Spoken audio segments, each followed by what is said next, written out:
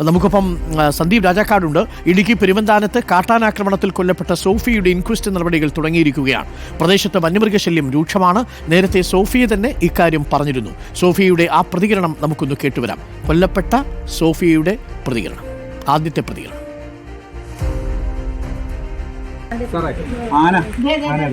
ആനയെ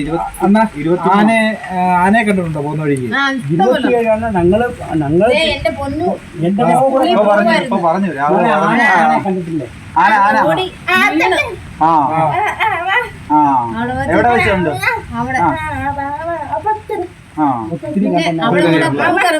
പുള്ളി പോകുമ്പോ കാണിക്കും നിങ്ങൾ അങ്ങോട്ട് പോകും. ആന നേരെ വരുവോ, കൊച്ചു വീണ് ആന പേടിച്ചോണ്ട്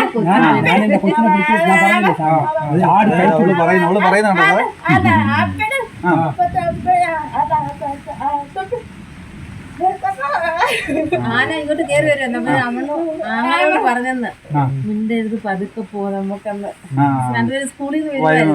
അയ്യോ എല്ലാം അപ്പുറത്തെ പിള്ളേരും കണ്ടിട്ടുണ്ട്, ആ ചേട്ടനെല്ലാം കണ്ടിട്ടുണ്ട്. ഈ ഇടയ്ക്ക് വാർത്ത കാണുന്ന 10-27 എണ്ണത്തിന്റെ കൂട്ടം ഇതാല്ലേ? പ്രിയപ്പെട്ട പ്രേക്ഷകരെ, ആ ഉമ്മയാണ് സോഫിയ. കാട്ടാനാക്രമണം ഉണ്ടായ സ്ഥലത്ത് നിന്നും സന്ദീപ് രാജാക്കാട് ചേരും. സന്ദീപ് രാജാക്കാട് നമ്മൾ ആ ചിത്രങ്ങൾ പങ്കുവെക്കുമ്പോൾ അറിയാം, ആ ഉമ്മയുടെ മകൾ സംസാരശേഷി ആ അർത്ഥത്തിലില്ല. അവർ കാര്യങ്ങൾ വിശദീകരിക്കുന്നുണ്ട്. ആ ഉമ്മ അന്ന് ഭയന്നതുപോലെ തന്നെ സംഭവിച്ചിരിക്കുന്നു എന്നുള്ളതാണ്. ആ ഉമ്മയാണ് ഇപ്പോൾ കാട്ടാന ഇന്നലെ ഈ അരുവിയിൽ കുളിക്കാൻ പോകുന്ന സമയത്ത് ചവിട്ടിക്കൊന്നത്. വളരെ വേദനിപ്പിക്കുന്ന വാർത്തയാണ്. സന്ദീപ്, ഇൻക്വസ്റ്റ് നടപടികൾ ആരംഭിച്ചോ?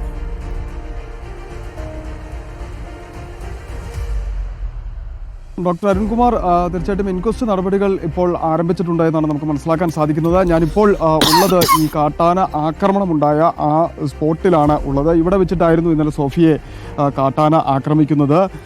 ഈ ഒരു ചെറിയ അരുവി ഇവിടെ നമുക്ക് കാണാൻ സാധിക്കും.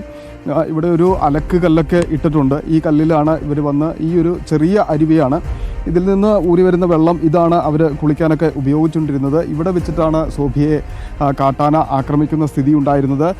ഈ ഒരു ഭാഗത്തായിരുന്നു ഇന്നലെ ഇവർ വന്നെത്തുമ്പോൾ മൃതദേഹം കിടന്നിരുന്നതെന്നാണ് നമുക്ക് മനസ്സിലാക്കാൻ സാധിക്കുന്നത്. ഇവിടെയായിരുന്നു ഉണ്ടായിരുന്നത്.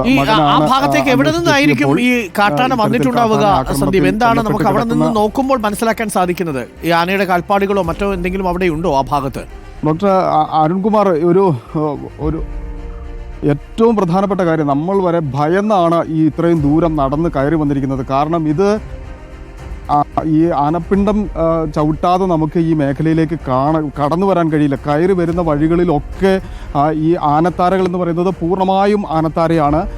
ഇവിടുന്ന് അങ്ങോട്ട് പോയി കഴിഞ്ഞാൽ അവിടെ ഈ ആന നടക്കുന്ന വഴികൾ മാത്രമാണ് നമുക്കിവിടെ കാണാൻ സാധിക്കുന്നത്. ഇത് മുഴുവനും കാട് പിടിച്ച് കിടക്കുന്ന ഒരു പ്രദേശമാണ്. ഇതിന് മുകൾ വശത്ത്, ഇപ്പോൾ നമ്മൾ ഈ ദൃശ്യങ്ങളിൽ കാണുന്നതിൻ്റെ മുകൾ ഭാഗത്താണ് ഇവരുടെ വീട് ഉള്ളത്. അവിടെ ഈ 2 കുടുംബങ്ങൾ മാത്രമാണ് ഒറ്റപ്പെട്ട് താമസിച്ചിരുന്നത്. ഇവരെ ഒരുപക്ഷെ ഇന്നലെ രാത്രിയിൽ വന്ന് ഈ സംഭവത്തിന് ശേഷം ആ കുടുംബത്തിലുണ്ടായിരുന്ന ആളുകളെ മാറ്റി ഇപ്പോൾ ഈ മേഖലയിൽ ഈ 2 കുടുംബങ്ങളെ കൂടി ഒഴിപ്പിച്ചതോടുകൂടി ഇവിടെ ആളുകളില്ല. പക്ഷേ ഇത് നേരത്തെ ചെയ്തിരുന്നെങ്കിൽ, ഇവർക്കൊരു സുരക്ഷിതമായിട്ടുള്ള സംവിധാനം ഒരുക്കുവാൻ അധികൃതർക്ക് കഴിഞ്ഞിരുന്നെങ്കിൽ ഇത്തരത്തിലൊരു സാഹചര്യം ഉണ്ടാകില്ല എന്നുള്ളതാണ്. അത്രയ്ക്ക് ഭീതിതമായിട്ടുള്ള ഒരു സാഹചര്യമാണ്. കാട്ടാനപ്പേടി നമ്മൾ ഒക്കെ ഈ ചിന്നക്കനാൽ മേഖലയൊക്കെ, ഞാൻ സ്ഥിരമായി കാട്ടാനകളുടെ ഇടയിലേക്ക് പോകുന്നതാണെങ്കിൽ പോലും ഇത്രയധികം ഒരു വനസമാനമായ അന്തരീക്ഷത്തിൽ ഭീതിയോടെ കഴിഞ്ഞുകൂടുന്ന ആളുകൾ, വഴിയില്ല, വെള്ളമില്ല, അവിടെയാണ് ഈ കുടുംബങ്ങൾ ഒറ്റപ്പെട്ട് താമസിക്കേണ്ടിയിരുന്ന ഒരു സാഹചര്യം ഉണ്ടായിരുന്നു. ഇവിടെ നടന്ന് ഇത്ര ദൂരം കയറി എത്തിയപ്പോഴാണ് നമുക്ക് ആ ഒരു ഭീകരമായിട്ടുള്ള സാഹചര്യം മനസ്സിലാക്കാൻ സാധിച്ചിരുന്നത്. ഇവിടെ എന്നും കാട്ടാന നിത്യമായിട്ട് ഉള്ള ഒരു മേഖലയാണ്. അതെ അതെ,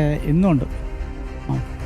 നമ്മൾ ഡോക്ടർ അരുൺകുമാർ ഇവിടെ വന്നപ്പോൾ ബാക്കി എല്ലാവരും പോയി ഇദ്ദേഹമാണ് നമ്മളെ ഈ ഒരു പ്രദേശം ഇവിടെയാണെന്ന് പറഞ്ഞ് കാണിച്ചു തന്നത്. എങ്ങനെയാണ് ഇവിടുത്തെ ഒരു സാഹചര്യം? എങ്ങനെയാണ് ഇവിടെ നിരന്തരമായിട്ട് എല്ലാ ദിവസവും കാട്ടാൻ സ്ഥിരമായിട്ട് നിൽക്കുക, എങ്ങും കാട്ടിട്ട് ഇറങ്ങുന്നേ ഇല്ല. ഇവിടെ തന്നെ ഉണ്ട്. ഇത് എസ്റ്റേറ്റ് ആണല്ലേ? ഇത് CR&D സ്റ്റേറ്റിൻ്റെ CR&D കമ്പനിയുടെ എസ്റ്റേറ്റാണ്. റബ്ബറൊക്കെ മുറിച്ചിട്ട് ഇങ്ങനെ കാട് പിടിച്ച് കിടക്കുകയാണ്, കൃഷിയൊന്നും ചെയ്യാതെ. നിങ്ങൾ പറയാറില്ലേ ഇവിടെ ഈ കാട്ടാന ശല്യത്തിന് ഒരു പരിഹാരം? പറയാറുണ്ട്, പറഞ്ഞാൽ ആരും ഇതിനൊന്നും നടപടി ഉണ്ടാക്കുന്നില്ല. എല്ലാ പ്രാവശ്യം ഫെൻസിങ് ഇടാം, നമുക്ക് മനുഷ്യർക്ക് ജീവിക്കാൻ പറ്റുന്ന സാഹചര്യമല്ല ഇവിടെ. ഇത് എത്ര കാലമായി ഈ ആന ഇങ്ങനെ ഈ എസ്റ്റേറ്റുമായിട്ട് ബന്ധപ്പെട്ട് ഇങ്ങനെ നിൽക്കാൻ? 8-10 വർഷമായി സ്ഥിരമായിട്ട് ഇങ്ങനെ നിൽക്കാൻ തുടങ്ങിയിട്ട്. മറ്റേ വല്ലപ്പോഴൊക്കെ വരുമായിരുന്നു, യാദൃശ്യമായിട്ടൊക്കെ വരുമായിരുന്നു. ഇപ്പം സ്ഥിരമായിട്ട്, ഇപ്പം 8-10 വർഷമായിട്ട് ആന ഇവിടെ തന്നെ എല്ലാ ദിവസവും ഉണ്ട്. ഈ ഒരു 2 കുടുംബക്കാരെ ഇത്രയും വിദൂരത്തുണ്ടായിരുന്നു?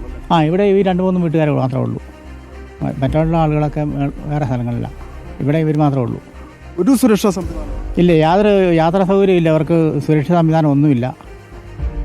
അതാണ് പ്രധാനപ്പെട്ട ഒരു കാര്യമാണത്. ഈ രാത്രിയിൽ വെളിച്ചവും ഒന്നും ഇല്ലാത്തൊരു സ്വാഭാവികമായിട്ട് എന്നും വരുന്നത് കൊണ്ടായിരിക്കും ഡോക്ടർ അരുൺകുമാർ ഇങ്ങോട്ടേക്ക് അവർ കുളിക്കാൻ വേണ്ടിയിട്ട് എത്തിയത് എന്ന് വേണം മനസ്സിലാക്കാൻ. പക്ഷേ എത്രത്തോളം എങ്ങനെ എത്തിയെന്ന് നമ്മൾ തന്നെ അത്ഭുതപ്പെട്ടു പോവുകയാണ്. കാരണം അത്രയധികം കാട്ടാന പോകുന്ന വഴിയല്ലാണ്ട് ഇവിടേക്ക് എത്താൻ വഴിയില്ലാത്ത ഒരു സാഹചര്യമാണ് നമ്മൾ ഈ മല കയറി ഇവിടേക്ക് എത്തിയപ്പോൾ കാണാൻ സാധിച്ചിരുന്നത്. അത്രയധികം അവഗണന എത്രത്തോളമെന്ന് നമുക്ക് പറയാൻ കഴിയില്ല. കാരണം ഒന്ന് ഓടി മാറാൻ പോലുമുള്ള സ്ഥലം ഇവിടെ നമുക്ക് കാണാൻ കഴിയില്ല.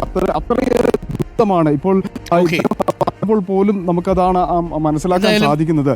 തീർച്ചയായിട്ടും കാട്ടാനയുടെ ഒരു വലിയ കൂട്ടമുള്ളൊരു മേഖലയാണ് എന്ന് പറയുന്നത് കേൾക്കുമ്പോൾ തന്നെ ഭയമാവുന്നു.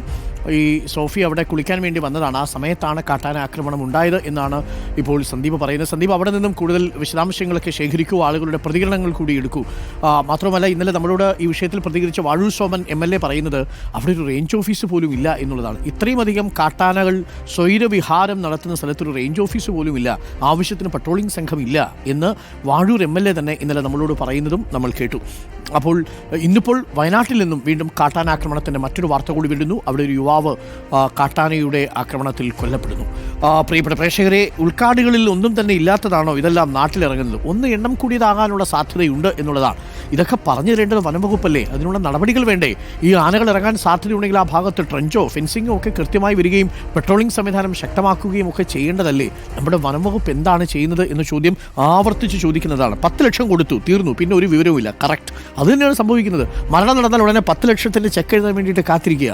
അങ്ങനെ 10 ലക്ഷത്തിന് ചെക്ക് എഴുതി കൊടുക്കാവുന്ന ജീവിതങ്ങളല്ല മലയോര മേഖലയിലുള്ളത് എന്നുള്ളത് സർക്കാർ കൂടി മനസ്സിലാക്കുക.